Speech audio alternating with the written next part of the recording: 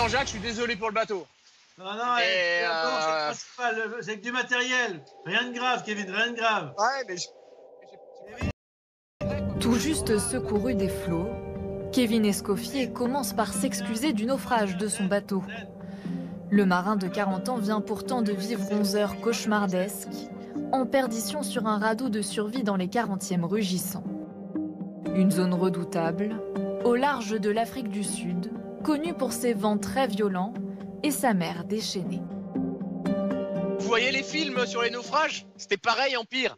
En 4 secondes, le bateau il a planté, l'étrave elle s'est repliée à 90, j'ai mis la tête dans le cockpit, il y a une vague, j'ai eu le temps d'envoyer un texto, la vague après elle a tout fait chanter, l'électronique et tout. Non mais c'est un truc de barjo. Plier un bateau en deux quoi. J'en ai fait mais celle-ci... Il est 14h46 ce lundi. Le skipper, représenté par le bateau orange sur cette carte, déclenche sa balise de détresse. Il est en train de couler. 4 autres participants de la course sont immédiatement déroutés pour venir à son secours. C'est Jean Le Cam, le bateau blanc, qui arrive le premier sur place vers 17h. J'étais le plus près, si tu veux, de l'objectif, donc du coup je me rends à la position où si tu veux la balise disait que le bateau était en détresse. J'arrive sur zone et puis nickel, je vois Kevin dans son radeau. Mais l'opération de sauvetage s'annonce très compliquée. Jean Le Cam arrive vite, trop vite pour récupérer le naufragé en toute sécurité. Alors qu'il manœuvre pour s'approcher, il ne parvient plus à voir le radeau. Impossible de savoir où est passé Kevin Escoffier dans le noir avec des vagues hautes de 5 mètres. Après plusieurs heures de recherche, enfin, Jean Le Cam pose à nouveau ses yeux sur Kevin Escoffier, secoué mais vivant.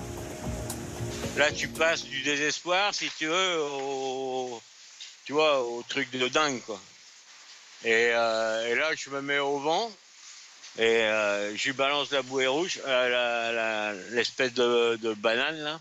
Et puis, il arrive à la voir, quoi. Et au final, on a réussi. Vers 2h du matin, Kevin Escoffier est finalement sain et sauf sur le bateau de Jean Le Cam. Merci Jean. C'est la fin pour lui de sa première participation au Vendée Globe. Une aventure particulièrement mouvementée pour le marin. Le 11 novembre dernier, 3 jours après le départ, son bateau avait déjà subi une avarie brutale. Option jacuzzi, ce matin sur VRB. En fait, je suis venu pour faire mon check habituel de la zone avant. Et en venant, voilà. Le skipper avait ensuite réussi à se hisser 3e au classement de la course. Une place qu'il se disputait ces derniers jours avec Jean Le Cam. Comme je disais à Jean, putain, je lui dis en arrivant, je suis désolé, tu fais une course de barjo, je suis désolé de te niquer ton truc. Il me dit, bon écoute, la dernière fois c'était l'inverse. La dernière fois c'était PRB qui m'avait récupéré. Jean Le Cam, sauveteur en mer cette année, qui avait été lui-même secouru par un bateau PRB lors de l'édition 2009 du Vendée Globe.